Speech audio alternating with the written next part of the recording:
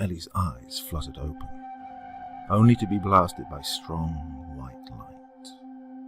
Her arms shot up and hid her face from the glare, as she slowly became able to see her surroundings. She was stuck in a plexiglass cube, big enough for her 13-year-old self to stretch out her arms and barely be able to lay down both palms of her hands on opposite walls. The material was transparent, and through it, Ellie could clearly see that her cube cage was somehow stuck to the center of a square wall, about 5 feet off the ground. The room was a brilliant white color. Marble tiles decorated the floors, and a very strong light was coming from a simple white luminaire hanging from the center of the ceiling. It was shaped rectangularly, as the wall opposite to the one Ellie's box was mounted on was much further than the ones to the side. That wall had a white door with a silver knob in the center. There was a desk at the half point between her box and the door, offset towards the wall on Ellie's right-hand side, though she couldn't see a chair behind it.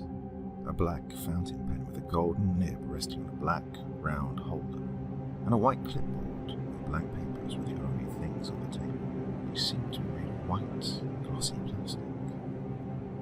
Next to the table, and below the light hanging from above, stood a person. He was tall enough to meet Ellie's eyes without her looking down. The slenderness of his body was emphasized by the black buttons, creating a dotted line from his neck to his white pants and plain black shoes. His face, as if floating in the whiteness, was framed by a curled cloud of thick black hair. His most striking feature were his blood-red eyes, staring motionlessly, unblinkingly at Ellie. The man's face was expressionless. Ellie, startled, knocked on the translucent wall, trying to get the man's attention, but to no avail.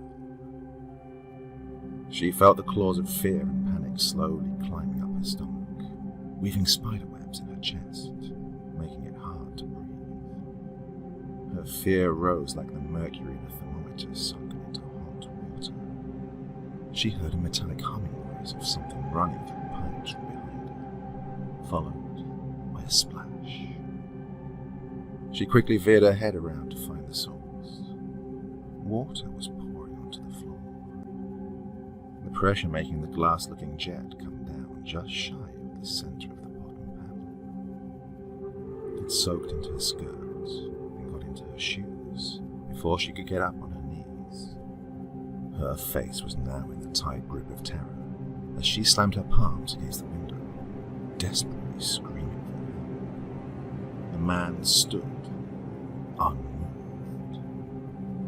The transparent liquid pooled about a centimeter deep at the bottom of the cube, and it looked as if it was the bottom panel expanding upwards. Ellie had given up on the staring man and looked for a way out. She shoved at the top panel with all her might, then pressed her back against one side and pushed at the other with her feet. It didn't budge.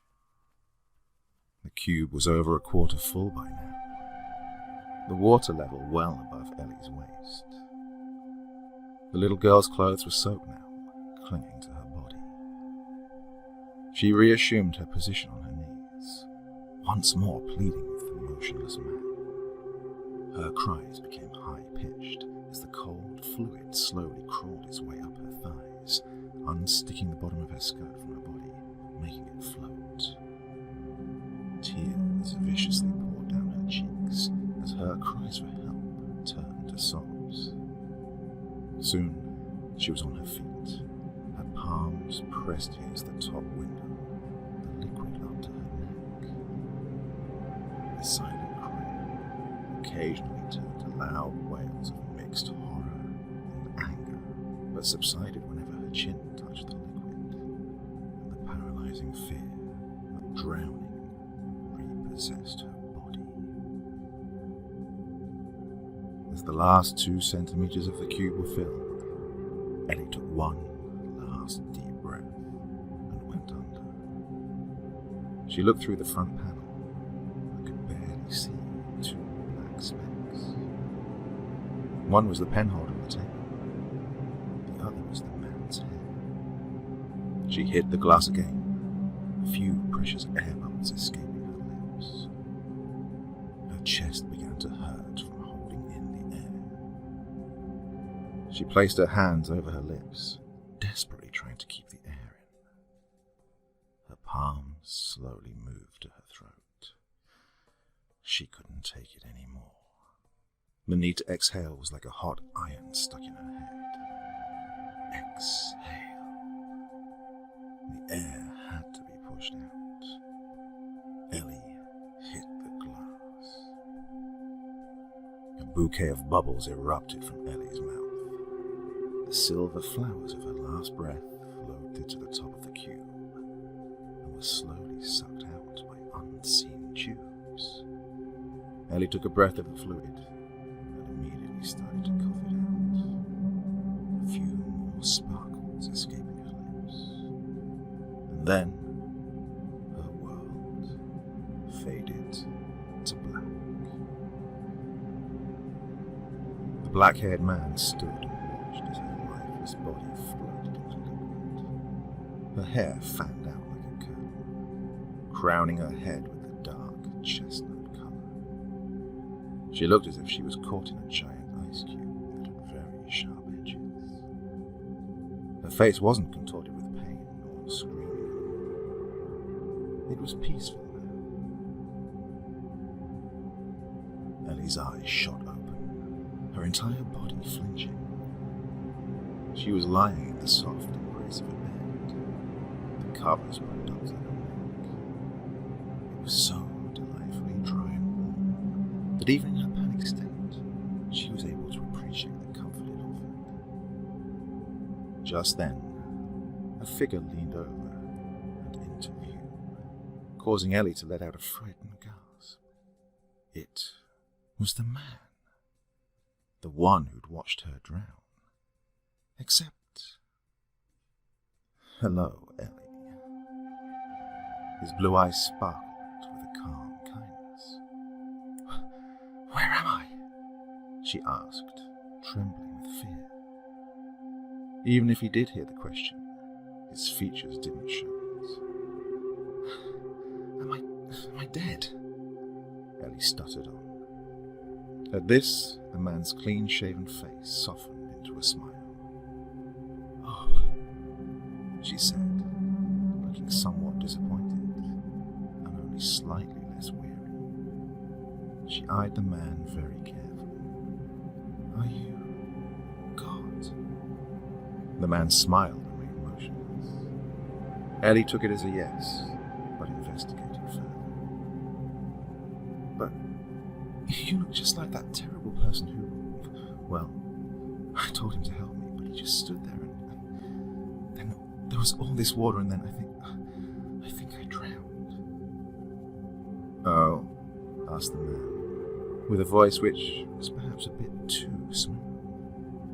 She'd always imagined God as having an angry, roaring voice, like the one her mother imitated whenever she read Bible stories to Ellie before bed. The story about Moses, at least her mother's rendition of it, was her favourite. Yes, his eyes were different, but you look just like him. The man answered, his eyes now focusing on Ellie's. What? I always look like the last person you saw during your life.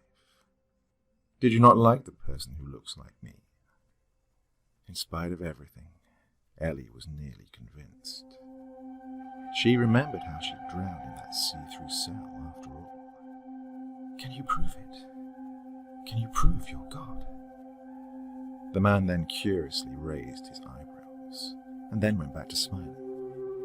He motioned for Ellie to sit up. She did so, and now was able to see around the room. She was lying in a four-poster queen bed with white wood posts. The sheets were white, with detailed floral designs. The carpet was white, and so was a chest of drawers up against the wall across from Ellie. There was an open window to the left, and white silken curtains were swaying gently in the wind. Beyond it, Ellie only saw bright light. no doors anywhere in the room. The man was sitting next to her on the bed. His arm was now outstretched, fingers limply pointing at the chest of drawers. The palm of his hand slowly rose, and with it, a piece of furniture. It stopped 3 feet off the ground, before he gently set it down again. Ellie tried to stifle a whoa, but failed, feeling like a little kid for doing so. She fell into silence, her mind trying to comprehend everything that had happened. "So this is heaven, then?" she finally asked. "Not quite," answered the blue-eyed man. "We'll talk about that a little later, though. Now, we should talk about you." The two spun a long thread of conversation, and Ellie told him all about her life. They talked about her family. Ellie loved her parents and her brother dearly. She admired her father for being so knowledgeable, but also confessed that she was sad whenever he was too engrossed in his work to listen to her. They talked about school. Ellie did pretty well academically, but she felt quite at odds with most of the other girls. She didn't give much thought to the boys, unless they purposefully nagged her. Even then, she would usually ignore them, and they would give up eventually. Ellie had few friends. Throughout her schooling, she'd always stuck around one person most of the time, though that person changed every 2 years or so. She would still maintain good relationships with most of the girls that made her friends like that, but not all of them. They talked about Aisha, her best friend at the time. She and Ellie shared what they thought was a unique craziness, which would only come out when they were at home, one visiting the other. They would put up shows to an imaginary audience, which would, invariably, end with both of them rolling on the floor with laughter, barely breathing. Aisha had that one music band that she'd always listened to. Ellie noted that she was slowly warming up to them, having already learned 2 of the songs by heart. Aisha lived on the internet, her mobile phone constantly chirping with notifications whenever the 2 of them were together. They would often read through them and answer strangers on the net, giggling at how witty their responses must have been. They talked about books, which Ellie thought was kind of funny. She'd read a lot of books up to the age of 10 or so, but then sort of stopped. It had fallen out of fashion, and though she'd always advocate books, she wouldn't really read them all that much as of late.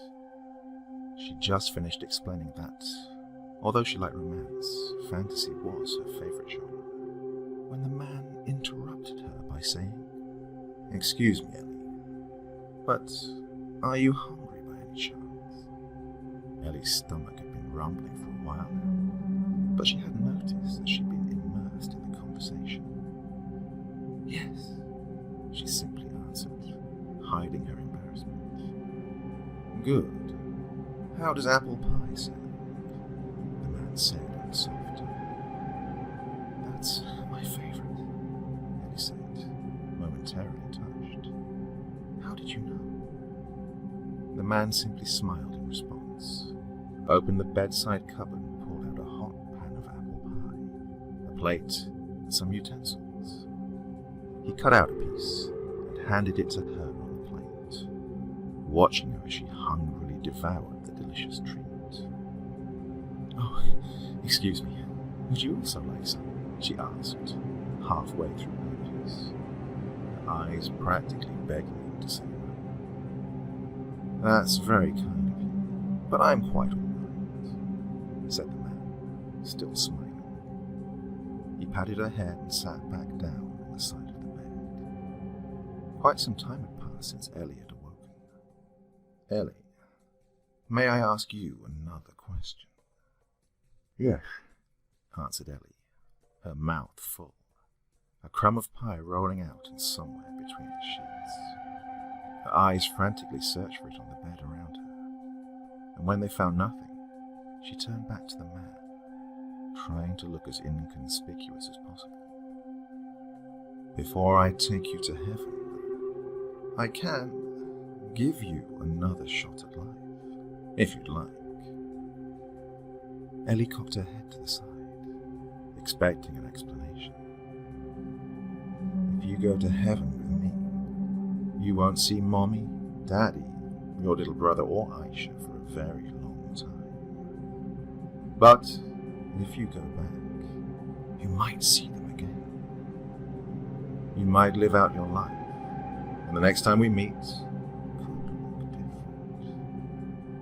I might look like your future husband, or one of your children, if you have either of those.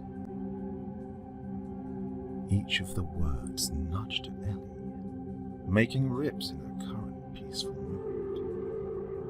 She wanted to see her parents. She was pretty sure she would have liked to have lived a longer life. Her eyes welled up. Can you do it? She asked in a strangled voice. That smile again. Please, do it then, she said, her head sinking. The blue-eyed man pulled a small silver box from his pocket. He opened it and got out a syringe of clear liquid. He flicked it gently, then squirted some out of the needle. He started lowering himself towards Ellie. This will help you calm down. Then, you'll wake up back in the real world. He squeezed the contents into her arm. Ellie started to feel dizzy almost immediately. He set the syringe down on the cupboard and gently held Ellie's hand until her world went dark again.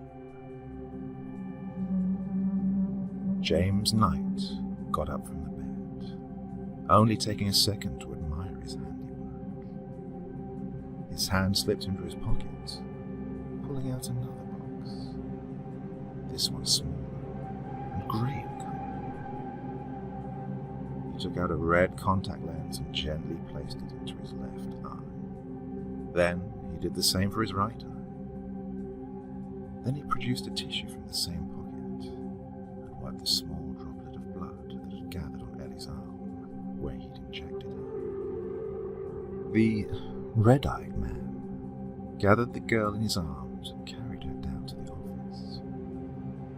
He jumped up on a stepladder and gently placed Ellie into the clear glass cube, which was again empty of the liquid, its top side opened like a lid. He closed the lid and locked it into place by pressing it down. Then he carried the stepladder out of the room, came back in, and closed the door behind him. James watched, completely still, as Ellie woke up. He watched Ellie scream and beg for his help. He watched the absolute horror in her eyes when the perfluorodecolin again began to pour into the box. It wasn't water pouring in, but rather a breathable liquid. It wouldn't really drown her, since she could still breathe while submerged. But Ellie didn't know that. Ellie couldn't have known that. And so, he watched, yet again without expression, as her air ran out, and Ellie drowned again.